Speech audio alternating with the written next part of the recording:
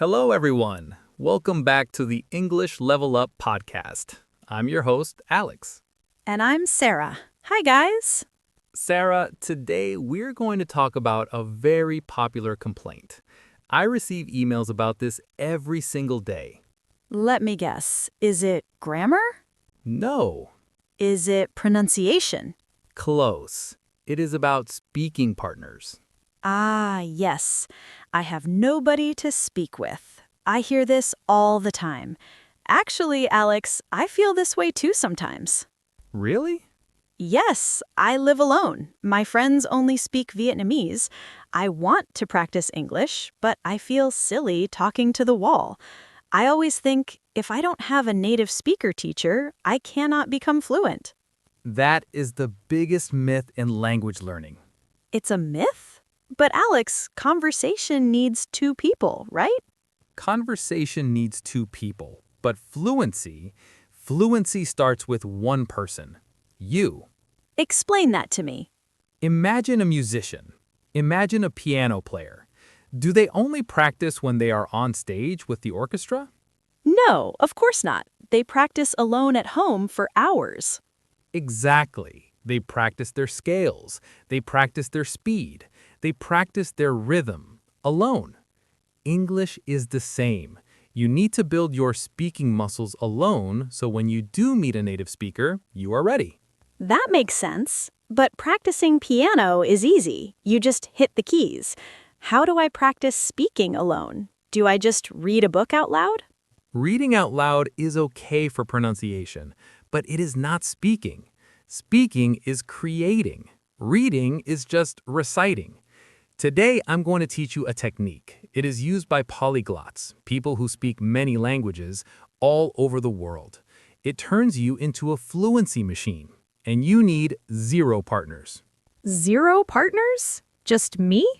Just you, a timer, and your voice.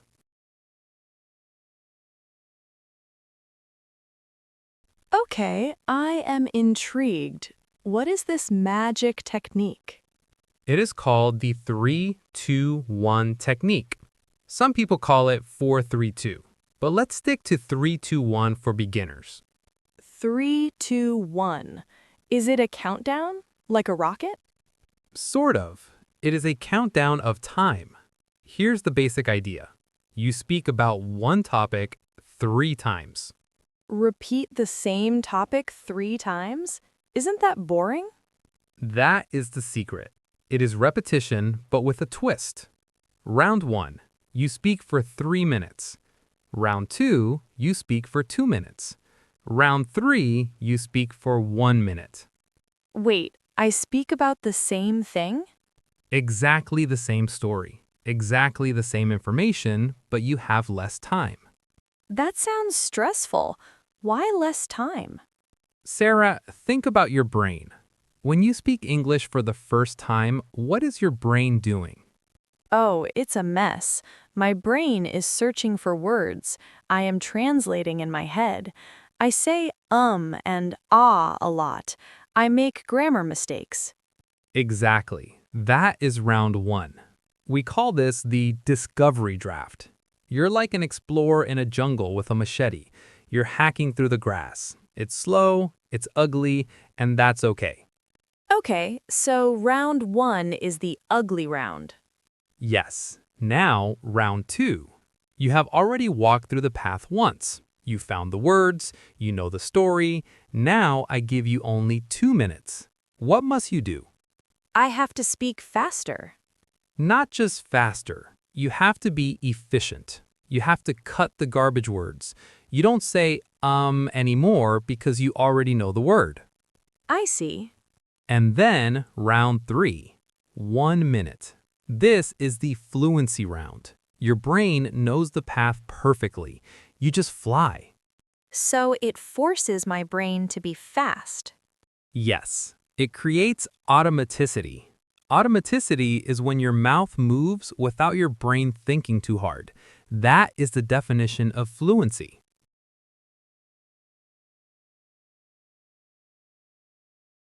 Okay, I want to try this, but I need instructions, step by step. Step 1. Choose a topic. Don't choose something difficult like climate change or politics. Choose something simple. What did you do yesterday? Describe your best friend. Why do you like coffee? A movie you watched. Okay, simple topics. Step 2. Prepare, optional. You can write down 3 or 4 keywords, just bullet points. Warning, Sarah, do not write a script. Why not? I love writing scripts. It makes me feel safe. If you write a script, you are reading, you are not speaking. We want to train your brain to retrieve words, not read them. So, no full sentences. Got it. No script. Just keywords.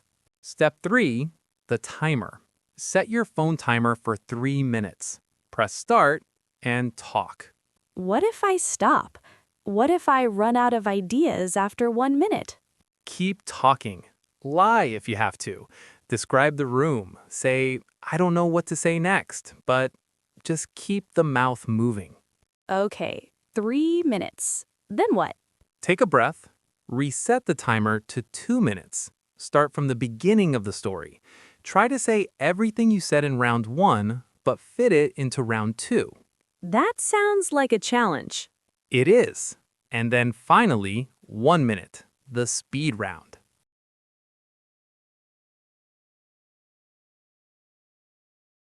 Alex, I think the listeners need to hear this. Can we do a demo? I would love to. Sarah, are you ready to be the student? I am nervous, but yes. Okay, choose a topic, something easy. Okay, I will talk about my morning routine.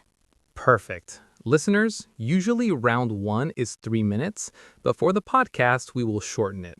Sarah, I want you to talk for 45 seconds, round 1. Just be natural. Make mistakes. Go. Okay, so every morning I usually wake up at 7 a.m. Yes, and then I am very sleepy, so I stay in bed for maybe 10 minutes. I check my Facebook, and after that, I go to the kitchen. I need coffee, because without coffee, I am like a zombie.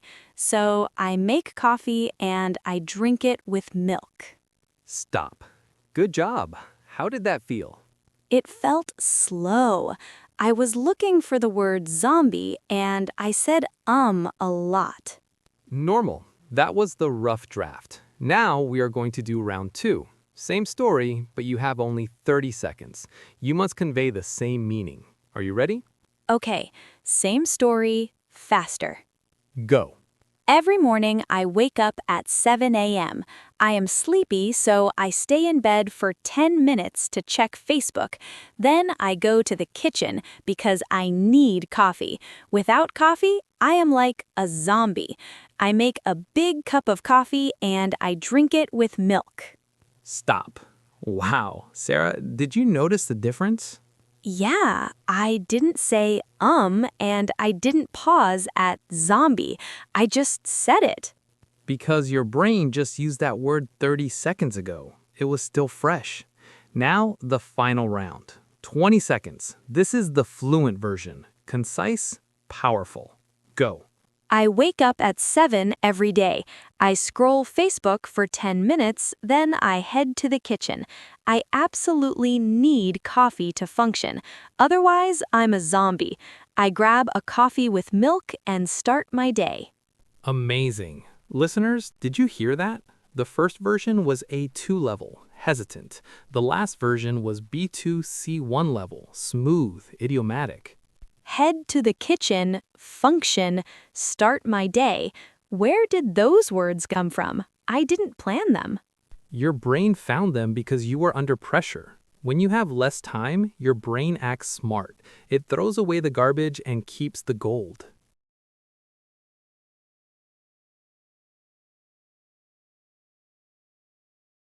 That was actually really fun. It felt like a game. It is a game. We call it gamification. You are playing against the clock, not against a teacher. And I felt less scared in the last round. In the first round, I was scared of making mistakes.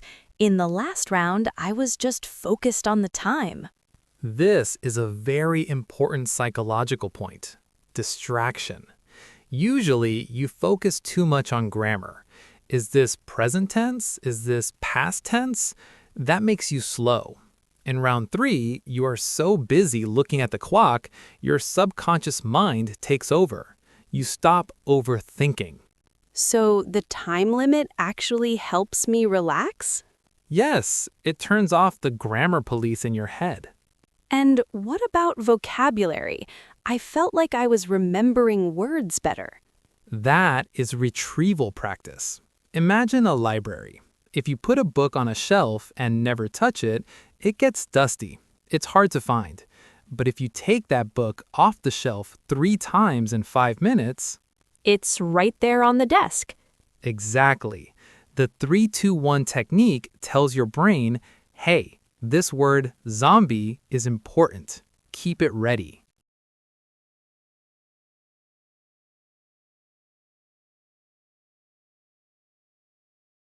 Now, Sarah, there are some ways to do this wrong. We need to warn the listeners. What are the traps? Trap number 1, changing the topic. Some students do round 1 about morning and round 2 about dinner.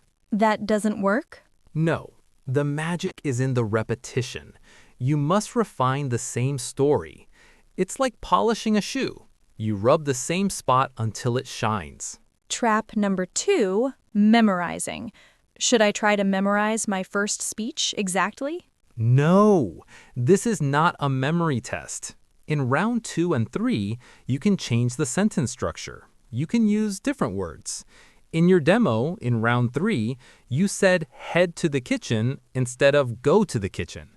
That is great. You experimented with new language. Trap number 3, the perfectionist. What if I make a mistake in round 3?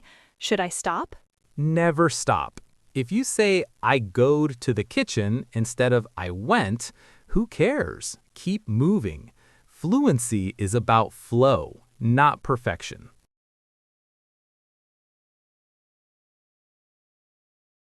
Alex, 3 minutes is a long time for beginners.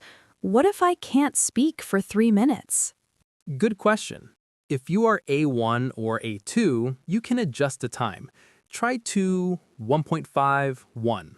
2 minutes, then 1 minute 30 seconds, then 1 minute. And what about advanced learners, the B2, C1 guys? For them, I recommend the 5-3-2.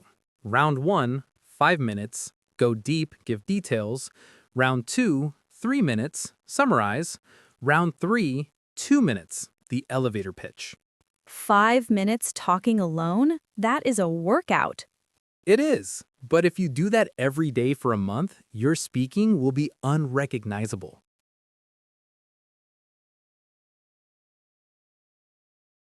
Sarah, we cannot let the listeners just listen. They have to do. I agree. Homework time. We are launching the Level Up Solo Challenge. Ooh, I like challenges. What do they have to do? For the next 7 days, I want you to do the 3-2-1 technique 1 time per day. Just once a day? Yes, it only takes about 10 minutes total. 3 plus 2 plus 1 plus breaks. Here's your schedule. Day 1, talk about your family. Day 2, talk about your job or school. Day 3, talk about your favorite hobby. Day 4, talk about a place you want to travel to. Day 5, summarize a movie or book. Day 6, talk about your plans for the future. Day 7, talk about why you are learning English. I will post this list in the description. Yes, check the description box. And here's a pro tip. Record yourself. Oh no, I hate hearing my voice. I know, everyone hates it. But record round 1 and round 3. Then listen to them. Compare them. You will be shocked. Round 1 will sound like a scared student. Round 3 will sound like a CEO. That is a great motivation to hear your own progress instantly. So, Sarah, do you still feel lonely? Do you still need a partner to practice? No, I mean, partners are nice for fun, but for training, I can do it myself. I'm going to go home and tell my wall all about my morning routine. Your wall is going to become very fluent in English. Remember, guys, fluency is a muscle. You build it in the gym, alone, so you can show it off on the beach, with others. Beautiful metaphor. Thank you for tuning in to the English Level Up podcast. We hope this technique unlocks your speaking power. Don't forget to leave us a comment. Did you try the challenge? Did you beat the clock? Let us know. Keep talking, keep timing, and keep leveling up. Bye, guys. Goodbye.